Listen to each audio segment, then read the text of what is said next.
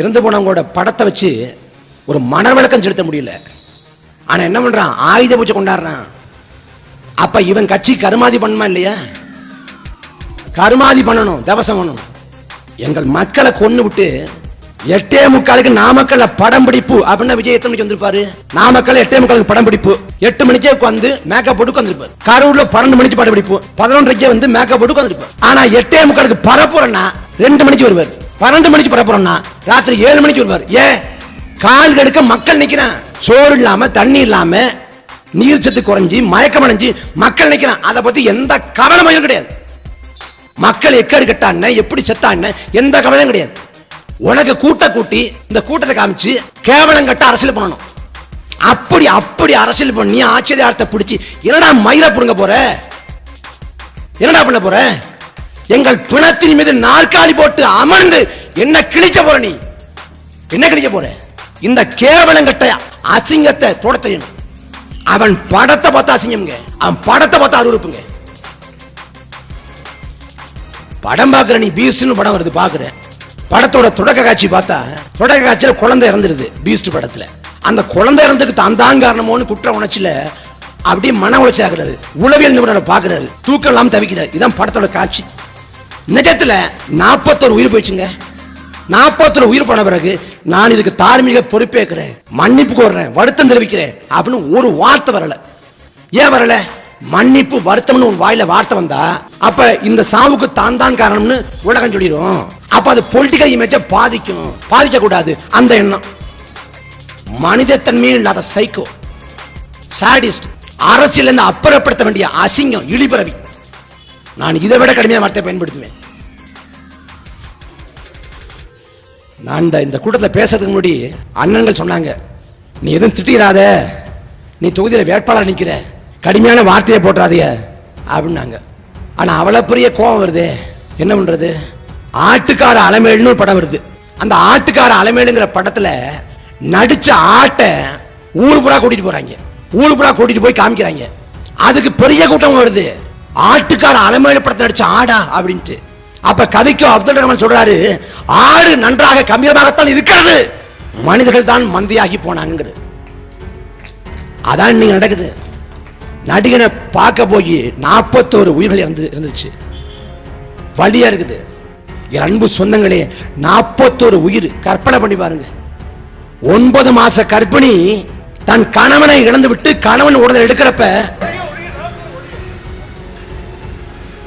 நான் கெட்ட வார்த்தை பேசக்கூடாதுன்னு நினைக்கிறேன், பேச வச்சுலாம் போல இருக்கு. ஒளிகங்கிறேன், ஒளிஞ்சு நடக்கிற புஷியானந்த வர சொல்றான். முதல்ல பரதேசி. தமிழ்நாட்டில் ஜெயலலிதா அம்மையார் பொதுச்செயலாளர் இருந்திருக்காங்க, ஜெயலலிதா அம்மையார், சசிகலா கொஞ்சம் கிளம்ப இருந்திருக்காங்க, அண்ணா இருந்திருக்காரு, எம்ஜிஆர் இருந்திருக்காரு, எல்லாரும் இருந்திருக்காங்க, நெடுஞ்செழியன் இருந்திருக்காரு. எந்த பொதுச்செயலாளராவது ஓடி ஒளிஞ்சு பார்த்திருக்கீங்களா? கட்சியின் பொதுச்செயலாளர் ஓடிட்டாங்க.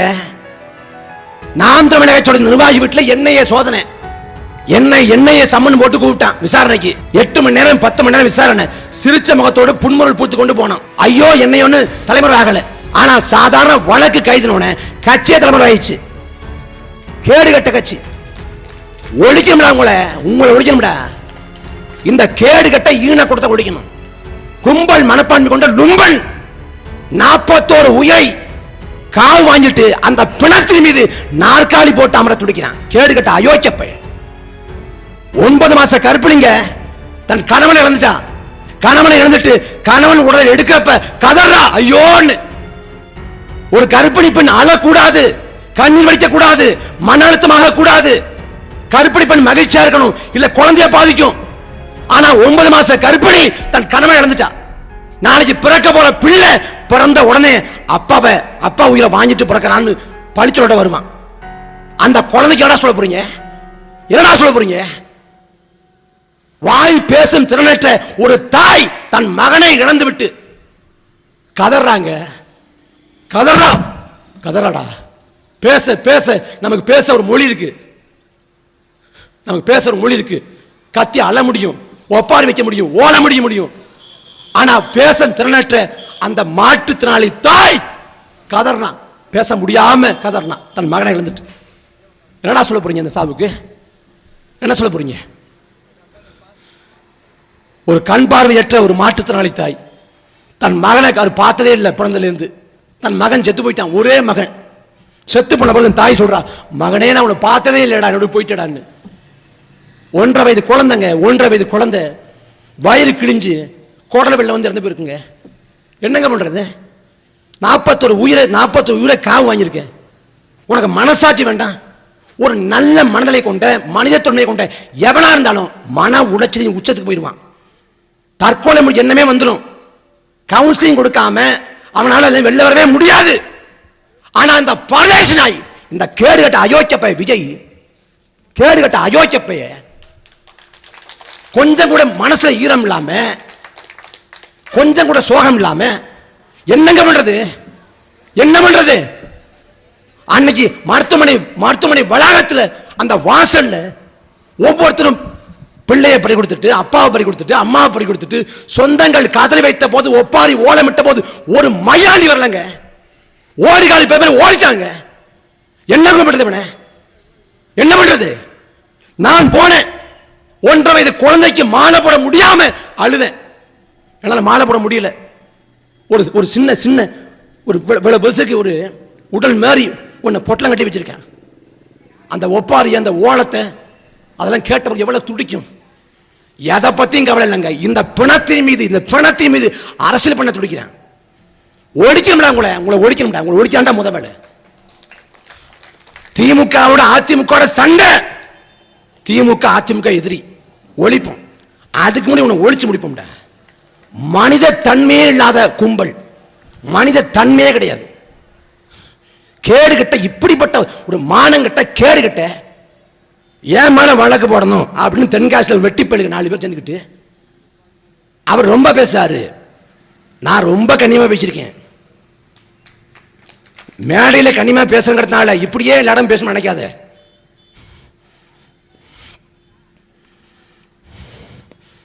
தாங்க முடியாத பேரவலம். 41 உயிர் போயிடுச்சு, திரும்பி வரப்போறது இல்லை.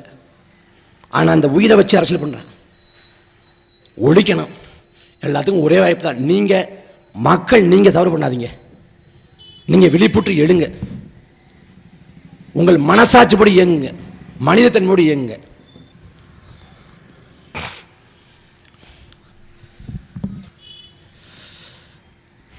ஆறாத வழி ரணம்.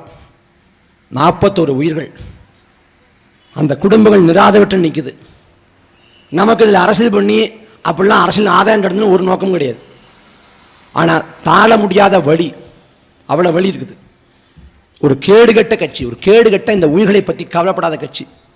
ரத்தம் குதிக்குது, வழியா இருக்குது. அன்பு சொந்தங்களே, முடிவு உங்க கையில் தான். ஒரு நல்வாய்ப்பு என்னன்னா, பாஜக இந்திய பிரளத்தில் எங்க வேணாலும் வளரலாம். தமிழ்நாட்டில் பாஜக ஒரு நாளும் வளர போறது இல்லை. அவனை என்னமோ பண்ணி பார்க்கிறேன், ஒன்றும் கதைக்காக மாட்டேங்குது. ஐயா ரஜினிகாந்தை கொண்டு வரலாமான்னு பார்த்தேன். ஐயா ஜஸ்ட் ஃபார் ஃபன்னு போயிட்டாரு. அண்ணாமலைன்னு ஒருத்தரை கொண்டு வந்தேன், ஆடு போல பழிட்டாங்க. இப்ப என்ன பண்றாங்க? 41 பிணத்தை வச்சு ஒரு கூட்டணி அமைக்க முடியாதான்னு முயற்சி பண்றாங்க. அதிமுக பாஜக கும்பல் மனித தன்மையே மனசாட்சியற்றவர்கள். ஆனா இந்த பாஜகவை காட்டி தமிழ்நாட்டில் ஒரு அயோக்கியத்தனம் நடக்குது. என்ன அயோக்கியத்தனம்? திமுக விமர்சிக்காதீங்க, திமுக கேள்வி கேட்காதீங்க, திமுக திட்டாதீங்க, பாஜக வந்துருங்க. எங்கடா பாஜக வரும்? எங்க பாஜக வரும்? பாஜகவோட வளர்ச்சி தமிழ்நாட்டில் எந்த நிலைமையில் இருக்குது? இதே வேதாரண்யம் சட்டமன்ற தொகுதியில் 2026 நிக்க போறது மதிப்புக்குரிய ஐயா வேதரத்னம் அவர்கள். அந்த வேதரத்னத்துக்கு தான் இங்க இருக்கக்கூடிய இஸ்லாமிய சொந்தங்கள், தோப்பு தொழில வாழக்கூடிய மக்கள்லாம் ஓட்டு போட்டு கடந்த காலங்களில் சட்டமன்ற உறுப்பினர் ஆக்கியிருக்கீங்க. அந்த வேதரத்னம் 2016 எங்க இருந்தாரு? நரேந்திர மோடி வேதாரண்யம் வந்த போது யாருக்காக வந்தார்? இதே வேதரத்துக்காக. நரேந்திர மோடி வேதாரத்துக்கு வந்த போது இங்க தோப்பு தொழில் வாழ்ந்த மக்களுக்கு நெருக்கடி கொடுத்ததா இல்லையா? காவல்துறையும் உளவுத்துறையும். அந்த நெருக்கடியை கொடுப்பதற்கு காரணம் யார்? இந்த வேதரத்னம். அதை மறந்துட்டீங்களா? அதை கடந்துட்டீங்களா? அவர் பாஜக போனாருங்க, பாஜக போயிட்டு மறுபடியும் திமுக வந்துட்டாரு. ஆனா இவரோட போனான்ல பாஜகவுக்கு, அவன் திரும்பல, அவன் அங்கேயே செட்டில் ஆயிட்டான். இப்ப பாஜக இங்க வளர்த்து விட்டது யாரு? யார் வளர்த்து விட்டா? 2020 சிஏஏ கொண்டு வர்றேன், குடியுரிமை சட்ட திருத்தம். இங்க வாழக்கூடிய இஸ்லாமிய மக்களோட வாழ்வுரிமையை இருப்ப கேள்விக்குள்ளாக்குற கொடுங்கோல் சட்டம் குடியுரிமை திருத்த சட்டம். அந்த சட்டத்துக்கு எதிராக தமிழ்நாடு முழுக்க போராட்டம் நடக்குது. ஜாகிர்பார் கூட்டம். அந்த ஜாகிர்பார் கூட்டத்தில் நாம் தமிழர் கட்சியை சேர்ந்த அண்ணன் ஹுமாயூன் கபீர் தமிழ்நாடு முழுக்க போய் பேசினாங்க. தங்கை பர்கானா போய் பேசினாங்க. இதே முத்துப்பட்டில அதிராமட்டத்தில் ஜாகிர்பார் கூட்டத்தில் பங்கேற்று சிஏவுக்கு எதிராக நான் பேசினேன். வேதரத்னம் எங்க பேசினாரு? வேதரத்னம் எங்க பேசினாரு? எங்கேயும் பேசல. ஏன்னா அந்த சிஏ கொண்டு வந்தப்ப பாஜகவில் இருந்தார் இந்த வேதரத்னம். ஆனா அவர் உங்களுக்கு சங்கி இல்ல, நாங்க சங்கி. கோயம்புத்தூர்ல எஸ்டிபிஐ கூட்டம் நடந்தது. எஸ்டிபிஐ கூட்டம் எது? டிசம்பர் 6 பாபர் மசூதி இடிப்புக்கு எதிராக கண்டன பொதுக்கூட்டம். அந்த கூட்டத்தில் நான் பங்கேற்று பேசுறேன். நான் பங்கேற்று 45 நிமிஷம் பாஜக பத்தி பேசுறேன். டிசம்பர்ல பேசிட்டு நான் சென்னை வந்துடுறேன் கோயம்புத்தூர்ல. ஆனா மார்ச் மாசம் என் மீது வழக்கு போடப்படுது. யார் புகார் கொடுத்தா? இந்து மக்கள் கட்சியா, RSS, சங் பரிவாரா, யாரு அப்படின்னு பார்த்தா யாரும் புகார் தரல. கோயம்புத்தூர்ல இருக்கக்கூடிய காவல் நிலையத்தில் இருக்கக்கூடிய இன்னொரு காவல்துறை அதிகாரி புகார் கொடுத்து இவர் வழக்கா பதிவு பண்றார். காவல்துறை அதிகாரி ஏன் புகார் பண்ணணும்? என்ன அவசியம்? அப்ப வழக்கை போட்டது யார்? அரசு, திமுக அரசு. நான் பாஜக எதிராக பேசினா உனக்கு ஏண்டா வலிக்குது? பாபர் மசூதி இடிப்புக்கு எதிராக நான் பேசிய போது என் மீது வழக்கு போட்டது இதே திமுக அரசு. ஆனா நாங்க வந்தா சங்கி, நாங்க வந்தா பாஜக பி டீம். ஆனா திமுக அப்பல் கட்டங்களா? அன்பு மக்களே, நபிகள் நாயகன் சொல்றாங்க, லஞ்சம் வாங்குவோர் மீதும் கொடுப்பவர் மீதும் இறைவனின் சாபம் உண்டாகட்டும். லஞ்சம் வாங்கினா கொடுத்தா அவன் மேல இறைவனின் சாபம் உண்டாகட்டும் நபிகள் சொல்றாங்க. இன்னைக்கு வாக்குக்கு திமுக காசு கொடுக்கிறதா இல்லையா? லஞ்சத்தை ஊழலை திமுக செய்கிறதா இல்லையா? அப்படிப்பட்ட ஆட்களை ஆதரித்தால் இறைவன் எப்படி ஏற்றுக்கொள்வார்? நபிகள் சொல்றாங்க, உன் தேவைக்கு போதுமான நீரை வைத்துவிட்டு மீதி நீரை நீ தடுக்காதேங்கிறது. ஆனா கர்நாடகா தொடர்ச்சியா நமக்கான தண்ணீரை தடுக்கிறான், நம்மளை வஞ்சிக்கிறான். அது திமுகவோ அதிமுகவோ காங்கிரஸோ பாஜக வந்தா எந்த தீர்வும் எட்டப்படாது. அவனுக்கு நோக்கம் இல்லை. நாம நம் நிலமெல்லாம் உப்பா மாறிக்கிட்டு இருக்குது, உப்பு தனியா மாறிக்கிட்டு இருக்கு. நிலத்துல இறால் பண்ணையை வச்சு நிலத்தை உப்பு நீரா மாத்துறான். மண் மாசுபடுதே, நிலம் மாசுபடுதே, காற்று மாசுபடுதே, எந்த கவலையும் கிடையாது. ஆனா எல்லாத்தையும் அக்கறை கொண்டு கவலை கொண்டு நேசிக்கிற ஒரு தலைமுறை விடுது. அரசியல் சாக்கடையா? சத்தியமாக அரசியல் சாக்கடை தான். அந்த சாக்கடையை சுத்தப்படுத்த வந்த துப்புரவு தொழிலாளிகள் தான் சீமானும் அவன் தம்பிகளும். அதை உணர்ந்து தெளிந்து உங்கள் பிள்ளைகளுக்கு வாக்கை தாருங்கள். யாருக்கு வாக்கு நீங்க முடிவு பண்ணிக்கீங்க. திமுக வேதரத்னம் வருவாரு, உதயசூரியன் சின்னம். பாஜகவில் இருந்து மோடியை வேதானத்துக்கு கூப்பிட்ட வேதரத்னத்துக்கு உங்க வாக்கா? மோடியை எடுத்து பரப்புரைக்கிற இந்த பிள்ளைகளுக்கு உங்க வாக்கா? ஜாகிர்பார் கூட்டங்கள்ல பங்கேற்று பேசிய உங்கள் பிள்ளைகளுக்கு உங்கள் மகன்களுக்கு வாக்கா? சிஐஏ ஆதரித்து பாஜக இருந்த வேதரத்னத்துக்கு வாக்கா? உங்கள் மனசாட்சியின்படி முடிவெடுங்க. நன்றி, வணக்கம்.